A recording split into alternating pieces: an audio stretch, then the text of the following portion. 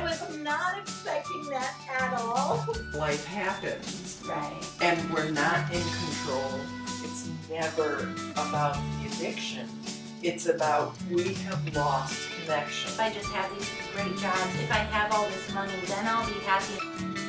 They're not living their lives how I think they should. How may I serve? Or another way to say that is, what's up?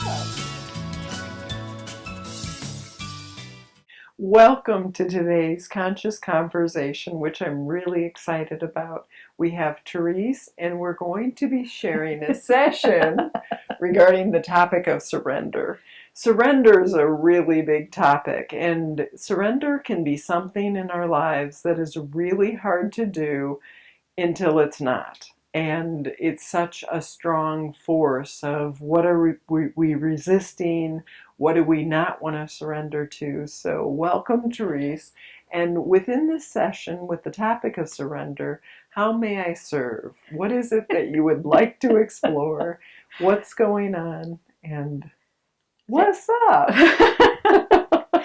You're so right. It is such a huge topic. And I think a big piece, even just in things that are happening today, and that a lot of it is surrendering to my surrender, or resisting. I think I have a lot of ego coming up right now, where it's just, I know the surrender needs to happen, but ego keeps throwing those roadblocks up. Got it. So why don't we directly go right in? Like, what is currently happening in your life? How are you experiencing it? And like from that place of what feels like resistance, or no, I don't want to surrender to this. Like what feels scary? Like, again, what's up? I think the biggest thing is I'm doing some shifting as far as how money's coming into my life, and that's about the only way I could really say it. Yeah. Because I have one job that I love, and I have a business that I am frightened of.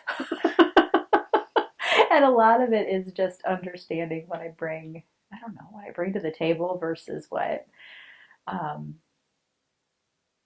it's changing my own perception of myself. Mm-hmm. And who am I, and how do I see myself as others see me, so that I truly feel value versus just understanding that I bring value.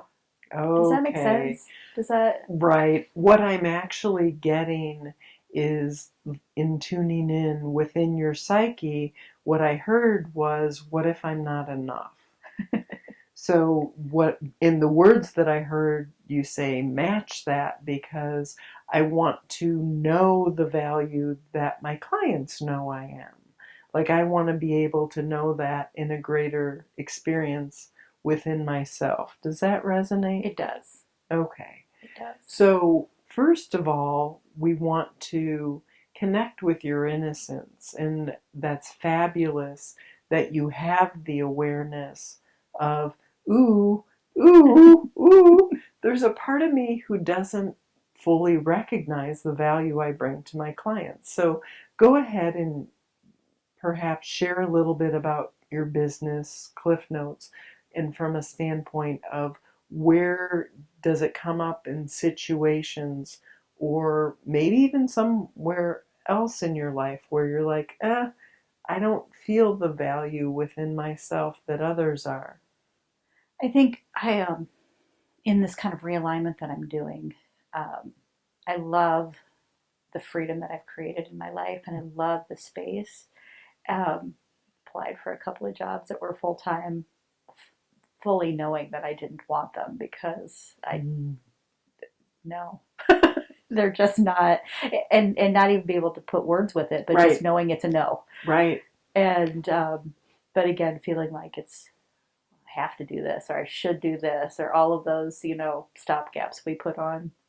And the biggest thing is I'm trying to redo my website right now, and I'm not able to find the words to say, what is this? But then when I bring that to, this is work that I've done with a client, I totally understand the value that I bring to the table. I completely understand that.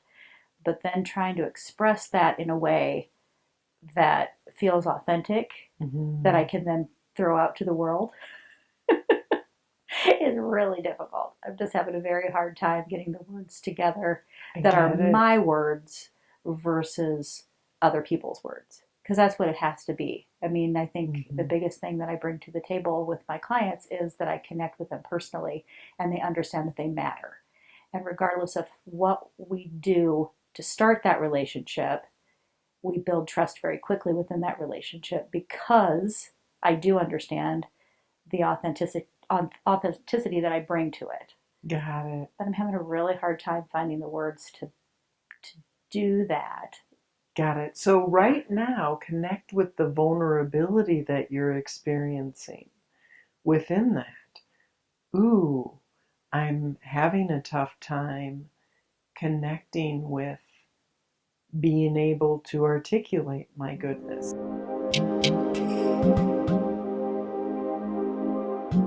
But I also recognize that sometimes in finding those words and when I'm looking at it for you, to be able to claim I offer value, there's a shrinking and a contraction. Can you feel that? I do. And when I'm looking at it, I don't know what was going on in your life when you were like 12 or 13 years old, but that's the time period of time that is showing up. The contraction, insecurity, I'm not enough. Yeah. Does anything resonate about that time That's when period? my parents got divorced. Oh, got it. Yep. Got it. Okay. So go ahead and take a deep breath. And right now I'm going to invite you to meet that 12-year-old. And what I heard from your psyche is, I don't want to. And so what are you experiencing? I don't know. I mean, there's a part of me that is so compassionate towards her. So compassionate. And I know she just needs to be snuggled on and told that she's fantastic, and because she was. But I don't see her as an extension of myself. I see her as a separate being. And that, I think, is the disconnect for me, is that as a different being, I have zero problem at all. I'll snuggle on her all day long. Mm-hmm. But then bringing her in and letting her be an extension of myself and understanding that because she went through what she went through brings me to where I am now. That's difficult. That's very difficult. I have no problem. If she is outside of me, like I said, I can snuggle on her all day long. Right. She's amazing. And I see that separate from her as an extension of me. So the vulnerability is the piece that you're not looking to touch. Yeah. Like, no, I'm fine. I've got this. I got her. I don't have as long as she's not me. Exactly. Got it. So the disconnect with self. Yeah. So, beautiful one, compassionate one, connect with her. This is a come as you are party. So connect with her as she is outside of you, as if she is outside of you. And if she was you, what part do you not want to connect with? Is it the vulnerability? What is not okay if this is happening to you? What is not okay? Gosh, that's so hard to identify. Because I can see her in truth. Mm-hmm. She's hurting. She's hurting big time. And what does she need? First thing that comes to mind, if anything. She needs to be snuggled. Okay. She does. Okay. And she needs to be told that it's not her fault. Okay. So can you give her that? She is you. And currently in your day-to-day life, you don't have it all figured out. And it's not your fault. And you deserve to be snuggled. So is it possible to meet yourself with open-hearted compassion. And even within that deep sigh, there's a no. So meet the no. What first thing that comes to mind, if anything, why can't you? What's the resistance to open-heartedly accepting this 12-year-old? I think there's guilt. And what's the story of the guilt? I don't know. I don't know. Because again, my conscious mind is, what in the world did a 12-year-old do? That was, Got it. And so it may not make sense, Right. because often our conclusions as we're children or even teenagers aren't reality. So right now, precious one, just allowing yourself to take a deep breath. First thing that comes to mind, if anything, on behalf of the 12-year-old, what is she feeling guilty about? she exists. Feeling guilty that she exists. So if she exists, she takes up resources. Yep. And she takes them away from others. And she takes them away from others. Wow. So allowing yourself to feel that from the tips of your toes to the top of your head.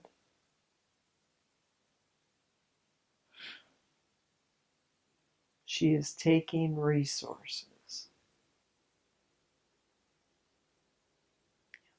And she does. Yep. And she also gives, and she has a lot to give. And giving and receiving are one in truth.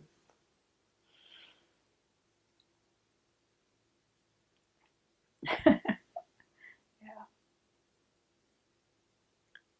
So who are you now in the possibility of opening your heart to compassion to this 12-year-old who doesn't feel like she deserves resources to be loved, to be valued, to be accepted? Can you open your heart so deeply to her? Can you love on her fiercely? Is it possible? I think it is now. 5 minutes ago, I would have told you no.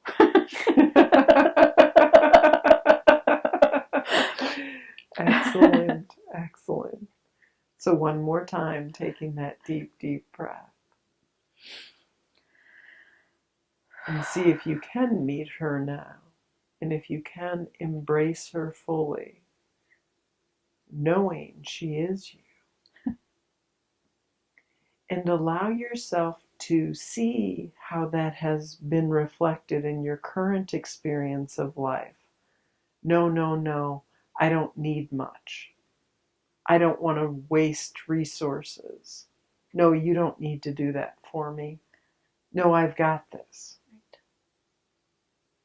She apologized for everything. Apologizing for her existence. Yep. And so recognize the contraction that is still being experienced as you live life. You are this 12-year-old. Am I taking up too many resources? Oh, do I deserve that? Yeah. I can give more, but no, no, no. I don't deserve these resources.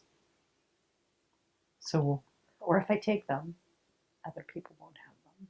if I take them, other people won't have them. Wow. How painful is that? Pretty painful. Got it. Got it. Yeah. So, there is no hierarchy in humanity, correct? Do you feel Correct. that way? Yes, I do. That whether our skin color, whatever language we speak, whether we're male or female, human is human. Human's human. Do you agree with that? I do. Okay. So if human is human and you're leaning toward recognizing and uncovering the belief that you have that someone else deserves the resource but you don't. That is a magnification of separation. Like, you deserve it, but I don't deserve it. And so the invitation is to look at that conclusion that you've come to and to take a big deep breath. Is it true that someone else deserves the resource, the necklace, the good food, the experience? Someone else deserves it more than you. Is it true? No. How do you feel when you conclude the thought that someone else does deserve it more than you? Well, now it pisses me off. Now I'm pissed. Why would I think someone else deserves it more than I do? I can't imagine. That's funny. As soon as you said that, I'm like, well, now I'm pissed. Yeah. Yeah. How does it feel when you think, oh, you deserve this more so than I do? How does that feel? There's a lot of wasted space and time and resources. Mm-hmm.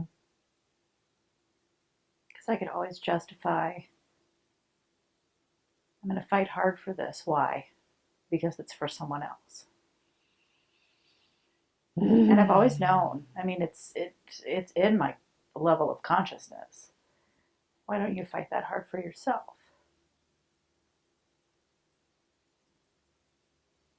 And you haven't from heretofore because... Took away from someone else. And you didn't think you deserved it. Right. It's very true. So how would it feel without the thought, I don't deserve this? How would your existence change if you believed, I deserve to have beautiful things in my life?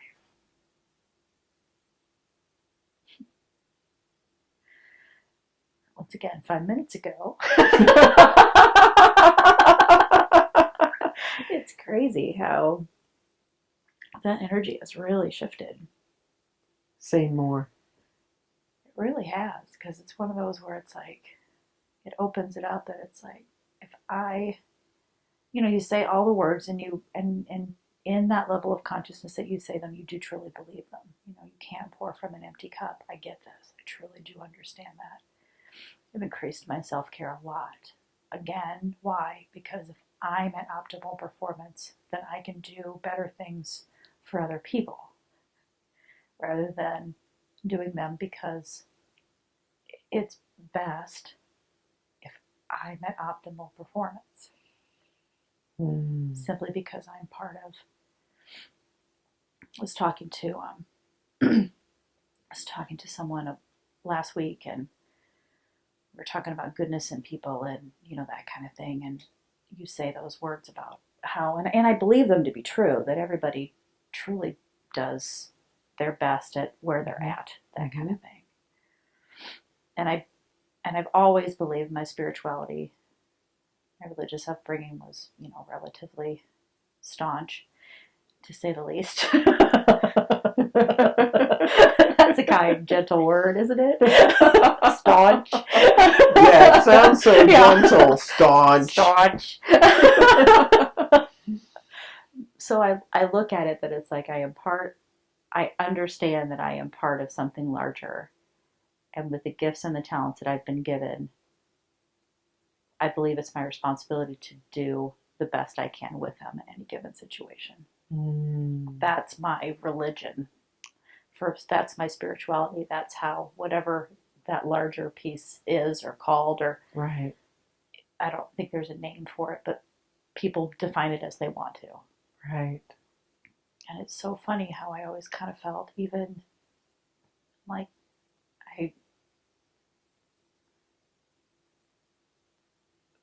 playing small, feeling like I don't deserve it, working hard for others, holds me in limitation so that I can't do what's best for the collective. Mm. I mean, I can't. Because if I hold myself in limitation with whatever that happens to be, Mm-hmm. then I'm automatically not giving the collective everything that I can give to it. Yes. Yes. And it's so simple right now, sitting here, you know? That's beautiful. And it's also, I have no clue what that means or where it's going to go or what I'm supposed to do with it. And that's how surrender plays into it, right? Right. Can we know we're clueless? We don't know necessarily even what the next step is.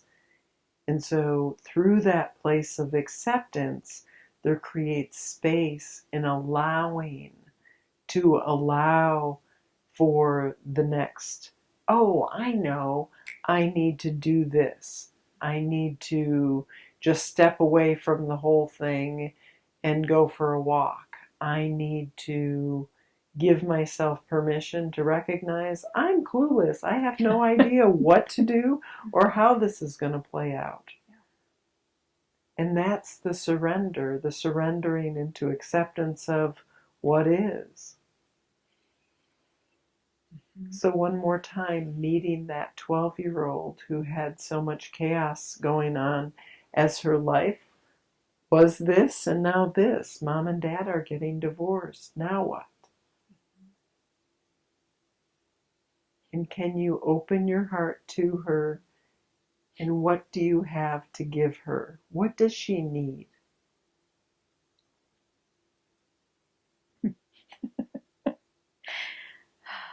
saddest part is she didn't need a lot. I mean, truly, she didn't. I was a very resourceful kid. Very resourceful. And what did she need? She just needed to know that she was accepted. She just needed to know that she was wanted. So right now, can you accept her and can you want her on behalf of yourself? This is intimacy. So we're coming full circle because before, oh, I'll love on anyone else, but I won't love on myself. And so now the invitation is, can I see her and can I truly give her what she deserves, knowing I'm not taking away resources from anyone else in truth, because through my experience of my wholeness, I can give even more to the world, whether it's really about stripping it down to knowing world peace is an inside job. And if I connect with world peace and love within myself, then that's what I'm contributing to the world, where whether I do anything nice for them or not. Well, and it's so crazy how now I could see her outside of me. And now it's like, but without her, how would I be here? And I'm grateful to her. Ah, yeah. I'm so grateful for how she held her shit together. Because there was a lot of shit. There's a lot of shit. I don't know that I could hold the shit together that she held together. But she did. And right now, can you let her fall apart? And can you just love on her and not ask her to be strong or be someone she's not or to perform? Can you just love her? Because we have access to the past in this moment of now. And the healing process is inviting you to see her in truth and to love her fiercely and open-heartedly through accepting her fully, even if she didn't have all her shit together. All of it. And can you do that? You are doing it right now when I'm looking at it energetically. You're seeing her in truth. And that's a greater level of intimacy.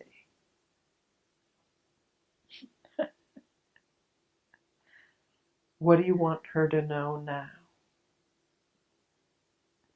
Is she safe to surrender to you? Will you have her back? Yeah. Yeah, I actually do. Are you open to making a commitment to her? And if so, what is it? Oh, she laughs. Oh, how is that? I was wiser at 12. Curious case of Benjamin Button. While the outward has aged. Oh. Are you willing to make a commitment to her? I think I already have. And what is it? Name it. To accept her. Mm. To accept her. To really, truly understand who she was in truth. And to accept the fact that without her, there is no way that I could be here now in this space doing what I do in any regard. And that is just all sorts of gratitude right there. I was going to say, the gratitude meter just shot up. Yeah. Off the charts. So connecting with that deep, deep gratitude for this beautiful, beautiful young lady who is love. And recognizing she deserves resources, as do you. She is you. You are her. She's looking at me like it's about freaking time. I've been waiting. If not now, when? That's it. Today is a good day. Yeah. Absolutely. Is there anything else you want to explore regarding the topic of surrendering? Anything else you want to let the little girl know? I just think she had it figured out. She was just waiting for me to get there. So what does the little girl want you to know about your current life? Since she's the wise one, let her have a voice. What do you want her to know? What does she want you to know about your current life? It's going to be okay. It's gonna be okay. We've got this. We've got this.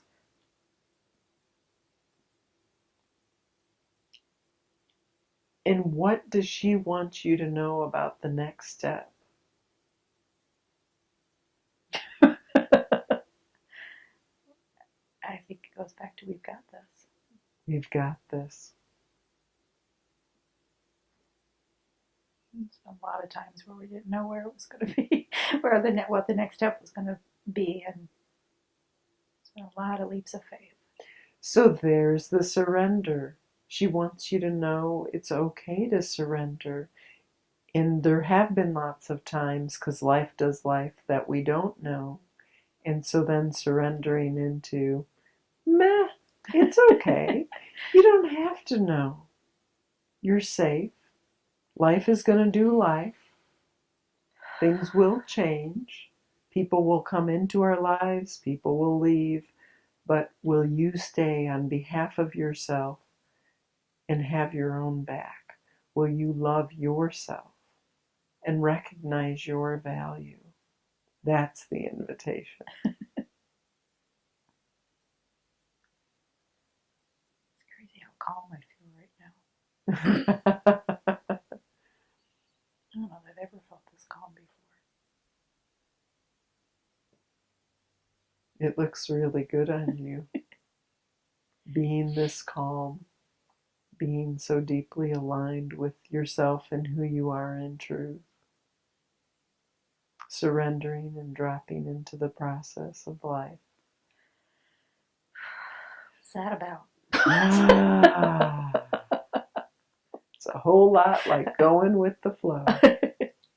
And it looks great on you.